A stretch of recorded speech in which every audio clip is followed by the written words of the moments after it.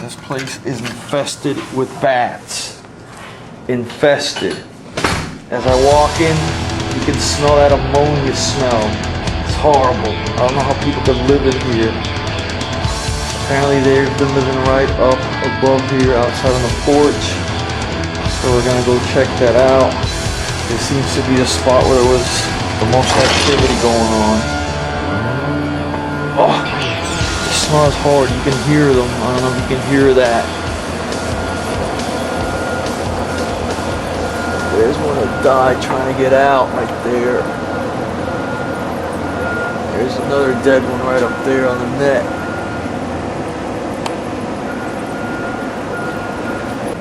Here's the closet. You can see the guano falling down between the walls there. So you can only imagine what is up there.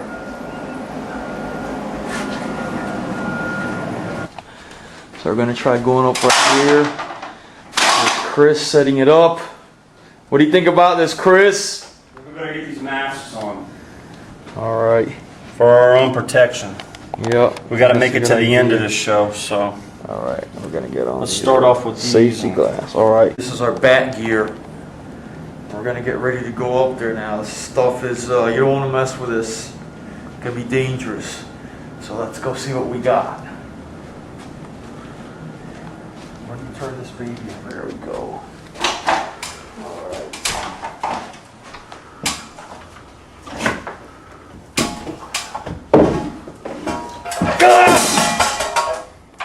The hell is that, dude? Somebody put one of those sonars up here. Oh, here we go. Man. Small animals, rodents and pests, bats and mice, spiders, fleas. Yeah, you see how well this thing's working. Yeah. It is hot up here, man. I'd say it's probably like, what would you say, about 120? It's like a sauna up here. It's pretty hot. 120, 130 up here. It's almost 100 outside here. We can hear the bats. They're over here in the corner. They always like to hang out. You see them from there? Yeah, we're starting to see some. There's a few that says dead ahead right there. See them moving right there. Down by the soffit. You almost can't even tell they're bats because they look like a pile. They look like a pile of dirt until they're actually moving. See them all? Oh, that is guano with them living in it. There, I got some. There we go. Oh, I got a good shot there. Does that light help? Yeah. Oh, look at them. There's hundreds right there. You can see they're getting real active. They obviously know. Why don't we get closer, Chris? How do we? I'm gonna crawl up in there. Single. All right. How's that? You're getting better. There we go. That's good. There they are. There they are. Look at them. Excellent. This is just one section. You seem to be Mexican freetails. Mexican freetails. And it is getting hot up here. But this is just one little area there. There's some more there. Look at that. Crawling around. Well, I love this job. I hear some over there. I hear some down there. Alright. These are Mexican freetails, what we got in here. They're the most common bats in Florida, probably. But you get these guys roosting in colonies of thousands. As you can tell by the sweat running down my face, it's really getting hot up here. We're gonna try and move to another section of the roof. If I can get close enough, I'll try and grab one so you guys can take a good look at it. Alright. We're gonna move out. Starting to cook. I'd say you can probably last only about 15 minutes up here before you start feeling faint dehydration from the heat.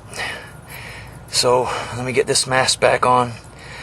You don't want to deal with histoplasmosis and all these fibers. I'm sure they're not good to breathe in. So let's move on. Alright. You see right there? Let me zoom in on him.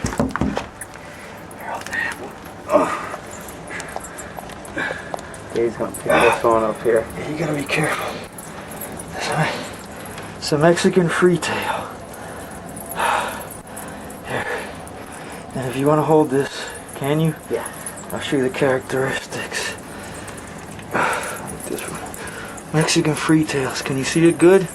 Put the light on it. Ow! Charlie's biting. Mexican See it freetails. good with the night vision. But Mexican freetails have the round ears, as you can see there. And their characteristics, which reason why they call Mexican freetail.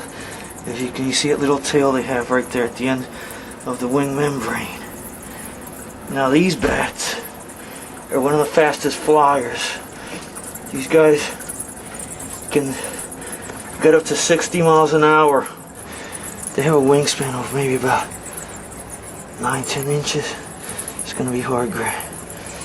Right, come on. I don't want to hurt the little guy.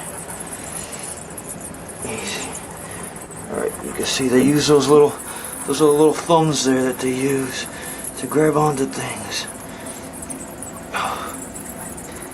Alright. Let's see if we'll get him to spread his wings like this. Let's see. See? See, there they go. And this is basically an arm. Elbow, this is a finger right here, that's their thumb. And then these are the other digits that have been modified into a wing. There. See if we can get on the spread his wing. There. There. Beautiful little creatures. Shine the light over there in that corner. Let me get a hold of this. Look at that. That is packed. There's a couple thousand bats in here. Let's see here. There. You can see they're going in and out there. They just hang out, they'll come out as soon as the sun comes down. As soon as the sun goes down, they're out feeding. And each one of them will eat between 2,000 and 3,000 flying insects a night. Everywhere you look, that's nasty stuff. And what happens with that is, when it sits for a long time, you get the histoplasma spore that grows on it. And if you walk on it or disturb it, stuff gets airborne. You breathe it in, goes into your lungs, starts growing there. You have a great little incubator. And you got that fungus growing in your lungs. It could be fatal to elderly people and young infants. Usually flu-like symptoms. Have a hard time breathing. Alright, let's get out of here. It's getting hot again. I'm gonna get out of here. Alright, you see now. That's what we did. I could see him coming. But we're gonna get out and maybe we'll be able to show you a little bit more later when we do the exclusion. Right now it's maternity season. What are we? June what? 22nd, 23rd. These babies were born not that long ago. It takes them about 6 weeks. 6 to 8 weeks. Oh, there's one right underneath my feet. Look at him. Oh, he's gonna try and get out. Anyway, it takes the babies like 6 to 8 weeks to fly. Between now and then, the mothers breastfeed them. So you're not allowed to do any exclusions now, because if you get rid of the mums, the babies will die of starvation. They only have one baby a year, so you don't want to do that.